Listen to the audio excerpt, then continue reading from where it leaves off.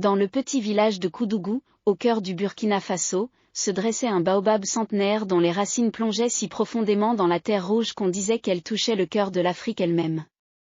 Sous son ombre généreuse, Aminata avait grandi, rêvé, et appris les chants de sa grand-mère Yahaba. Aminata était née avec une voix d'or, capable de faire pleurer les pierres et danser les étoiles. Sa grand-mère lui avait transmis les mélodies ancestrales, ces chansons qui portaient l'histoire de leur peuple depuis des générations. « Ma petite étoile, lui disait Yahaba de sa voix cassée par l'âge, ta voix est un don des ancêtres. Elle peut guérir les cœurs brisés et rassembler ce qui est dispersé. » Le village vivait de l'agriculture et de l'élevage, mais les saisons devenaient de plus en plus imprévisibles. Les pluies se faisaient rares, et quand elles venaient, elles emportaient tout sur leur passage. Les jeunes partaient un à un vers les grandes villes, laissant derrière eux les anciens et les traditions.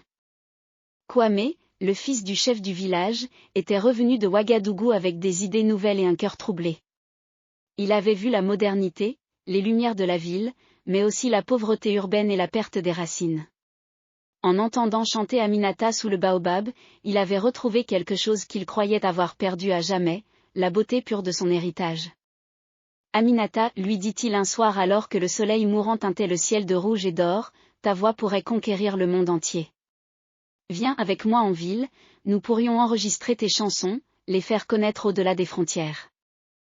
Mais Aminata secoua la tête, ses longs cheveux tressés ondulants comme des serpents sacrés. Ma place est ici, Kwame. Ma voix appartient à ce village, à nos ancêtres, à ce baobab qui m'a vu naître. Les mois passèrent. La sécheresse s'aggrava. Les récoltes furent catastrophiques. Un à un, les habitants du village commencèrent à partir. D'abord les jeunes couples avec leurs enfants, puis les hommes seuls en quête de travail. Le village se vidait comme un corps qui perd son sang. Yahaba tomba malade. Son souffle devenait de plus en plus court, ses mains tremblaient comme des feuilles dans le vent. Aminata, ma petite étoile, murmura-t-elle depuis sa natte tissée, chante-moi la chanson de nos mères, celle qui parle du fleuve éternel. Aminata s'assit près de sa grand-mère et laissa sa voix s'élever dans la nuit africaine. Les mots coulaient comme une rivière de miel et de larmes, racontant l'histoire de femmes courageuses qui avaient traversé les déserts et les épreuves pour préserver la flamme de la vie. Yahaba ferma les yeux pour la dernière fois, un sourire paisible sur ses lèvres fripées. Continue à chanter, mon enfant. Même quand il ne restera plus personne pour t'écouter, continue. Les baobabs ont une mémoire éternelle. Après les funérailles, conduite selon les rites ancestraux avec les quelques anciens qui restaient, Aminata se retrouva presque seule. Kwame était reparti en ville, emportant avec lui les derniers espoirs de jeunesse du village. Il ne restait plus qu'une dizaine de personnes, tous âgés, tous résignés à voir mourir leur monde. Mais Aminata continuait à chanter. Chaque matin, elle se rendait sous le baobab et laissait sa voix porter au loin les mélodies de son peuple. Elle chantait pour les oiseaux qui nichaient dans les branches, pour les lézards qui se chauffaient au soleil, pour les esprits de ses ancêtres qui, disait-on, habitaient encore l'arbre sacré. Un jour, une équipe de télévision européenne, en reportage sur les effets du changement climatique, passa par le village. Ils entendirent la voix d'Aminata et furent saisis par sa beauté poignante. Ils la filmèrent, l'interviewèrent, et sa chanson fit le tour du monde.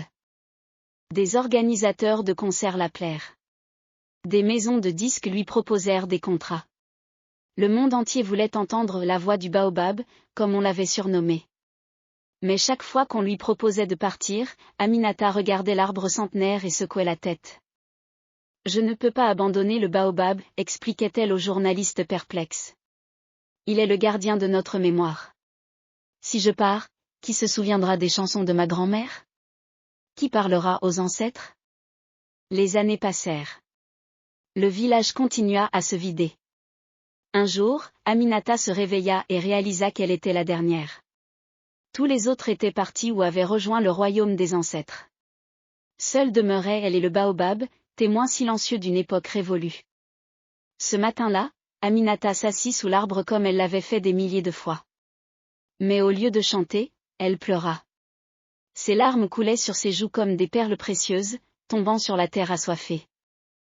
Baobab, mon vieil ami, murmura-t-elle en posant sa main sur l'écorce rugueuse, à quoi bon chanter s'il n'y a plus personne pour écouter? À quoi bon préserver la mémoire s'il n'y a plus personne pour la recevoir? C'est alors qu'elle entendit une voix, douce comme le murmure du vent dans les feuilles. Ma petite étoile, tu n'as jamais chanté pour les hommes seulement. Tu as chanté pour la terre, pour le ciel, pour l'esprit éternel de l'Afrique. Tes chansons ont nourri plus d'âmes que tu ne le sauras jamais. Aminata leva les yeux et vit l'ombre de sa grand-mère, translucide comme la brume du matin. Yaaba.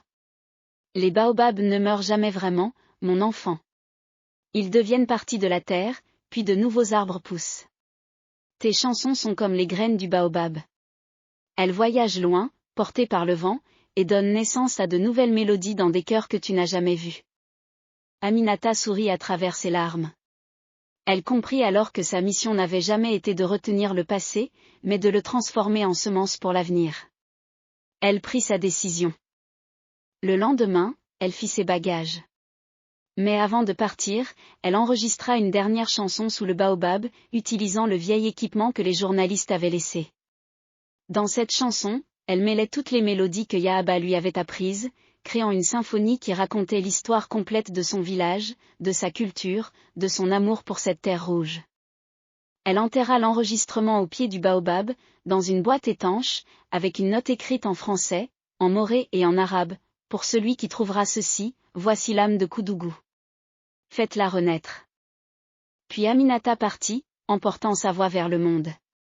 Elle chanta dans les grandes salles de concert, ses mélodies touchant des millions de cœurs. Mais dans chaque performance, elle dédiait une chanson au baobab de Koudougou et à tous les ancêtres qui veillent sur l'Afrique. Des années plus tard, des étudiants en ethnomusicologie, guidés par les enregistrements devenus légendaires d'Aminata, retrouvèrent le village abandonné. Ils découvrirent le baobab, toujours debout, et la boîte enterrée à ses pieds. En écoutant l'enregistrement, ils furent bouleversés par la beauté et la profondeur de cette musique. Ils décidèrent de créer une école de musique traditionnelle près du baobab, attirant des jeunes de toute l'Afrique de l'Ouest pour apprendre les chants ancestraux. Le village renaissait lentement, différent mais vivant.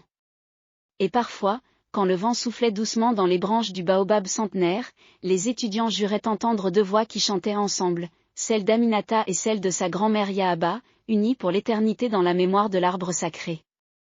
Ainsi, même dans la plus grande tristesse, même quand tout semble perdu, les graines de l'espoir continuent de germer.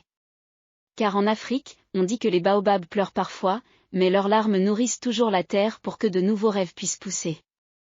La voix d'Aminata résonne encore aujourd'hui, portée par le vent du Sahel, rappelant au monde que certaines beautés transcendent le temps et que l'amour d'une grand-mère pour sa petite fille peut traverser les siècles pour toucher l'âme de l'humanité tout entière.